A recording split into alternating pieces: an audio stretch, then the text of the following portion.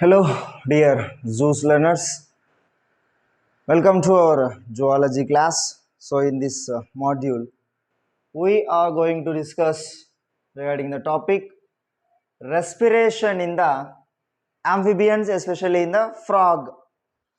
So, we knew frog is an amphibian in the sense it is capable to live in the water and also on the land.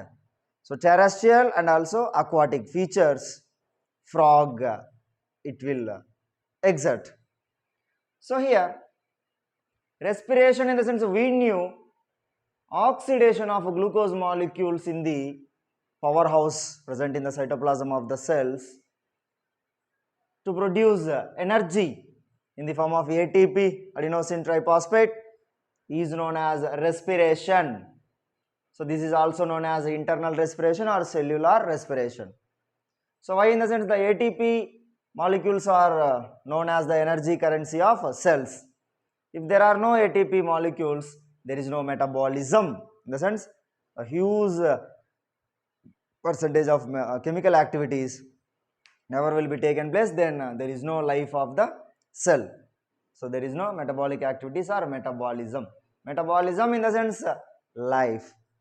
So we knew the frog is a chordate, especially vertebrate, higher organism, oviparous.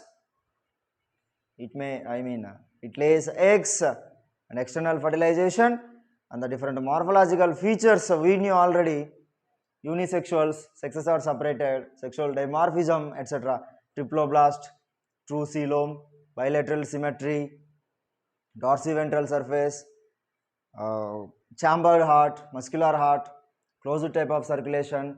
And coming to respiration, so here different organs which are involved to perform the cellular respiration through supplying the oxygen and elimination of the carbon dioxide is known as a respiratory system.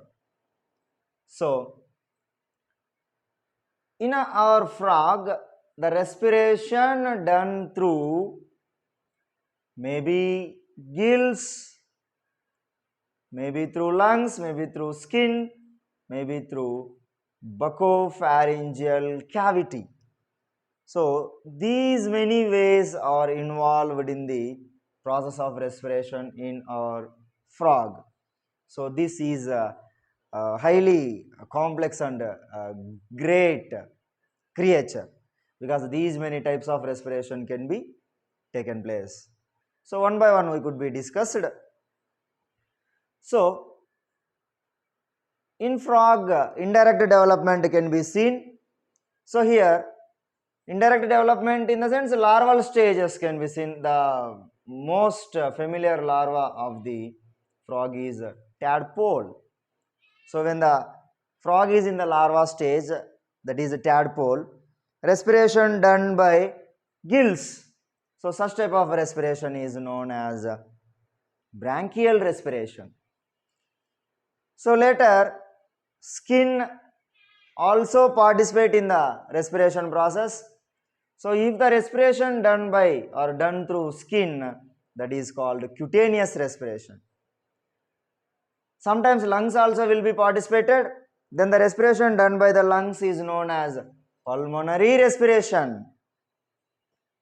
And finally, one more type of respiration can be seen, that is known as buccopharyngeal respiration with the help of buccal cavity.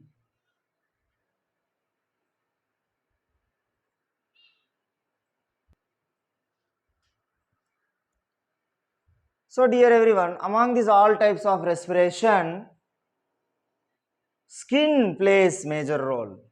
Then the second place played by buccopharyngeal cavity.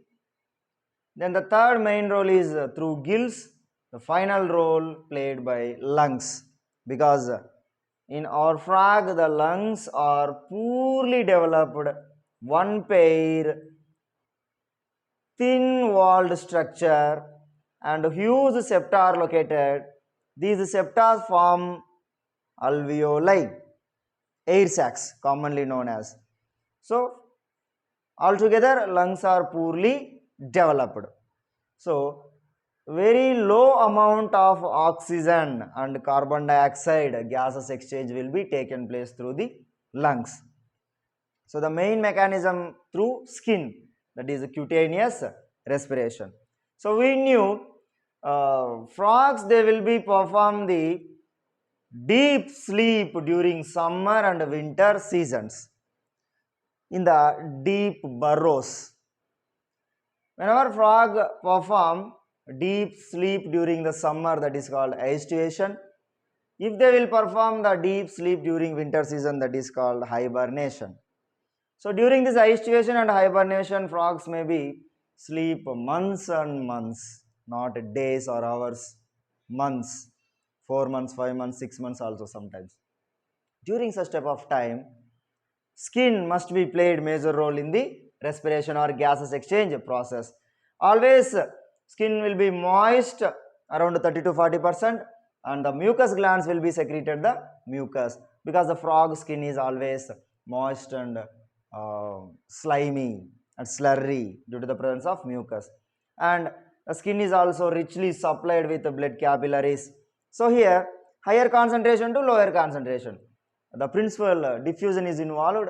So oxygen from higher atmosphere levels to into the body, and carbon dioxide from higher atmosphere levels from the body to out of the body. So the gases will be diffused into out and out to in. So the main principle is diffusion. So such type of respiration is known to be cutaneous respiration through skin.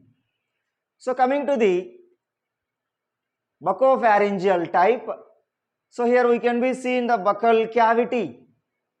So here this portion of the frog body indicates as a buccal cavity. So always this buccal cavity, the inner surfaces will be coated with mucus, and that is richly supplied with the blood capillaries. So here the movements of this buccal cavity, it uptake the oxygen rich air and eliminates the carbon dioxide rich air out of the body. So the movement of the buccal cavity also plays major role in the respiration process. How the buccopharyngeal cavity respiration maybe takes place, we will be discussed later after a few minutes. So next we will go through lungs. We were discussed already. Lungs are poorly developed, one in pair or two in number. The main function is respiration, and also the lungs major role is providing the hydrostatic nature to the frog's body.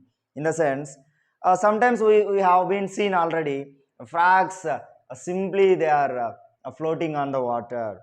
So how they are able to perform that type of a phenomena or function? In the sense, lungs. So whenever the air is stored in the lungs may be acts as a air bladder, then the lungs helping the frog's body to float on the water and while swimming also.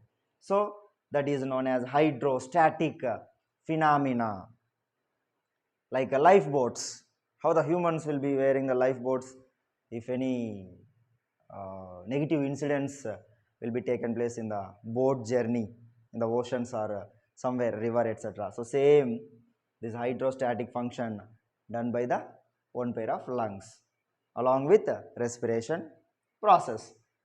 Then now we are going to discuss the pathway of buccopharyngeal cavity and that such type of respiration. Nostrils, we knew one pair of nostrils are located in the frog's body.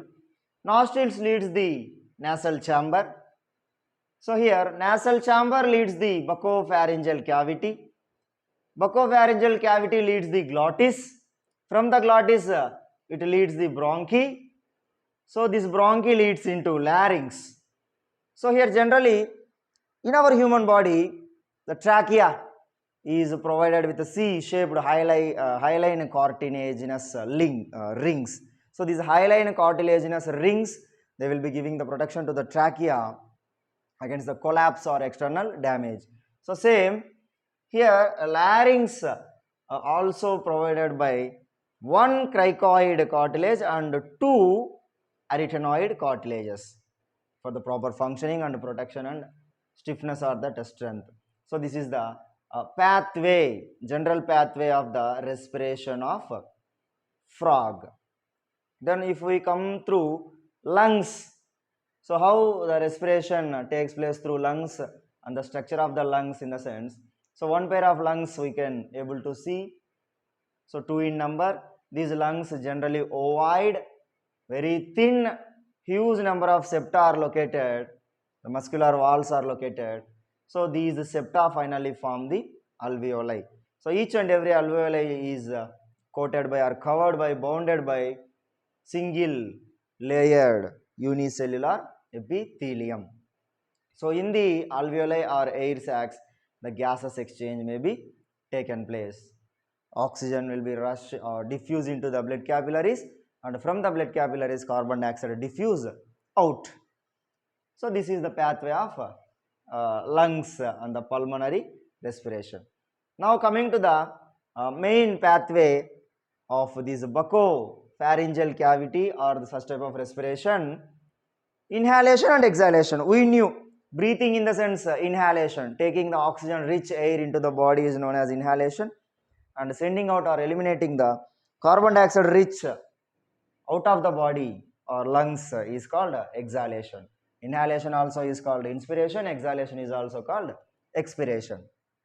So now let's see, during inhalation what might be happen in the sense, during inhalation how the oxygen rich air rush into the frog's body, especially in the buccopharyngeal cavity respiration process in the sense, mouth and glottis will be remained closed, nostrils are opened. So through the nostrils the oxygen rich air enters into the which one, these sternohyle muscular chamber, nothing but buccopharyngeal cavity. So same as in the human body,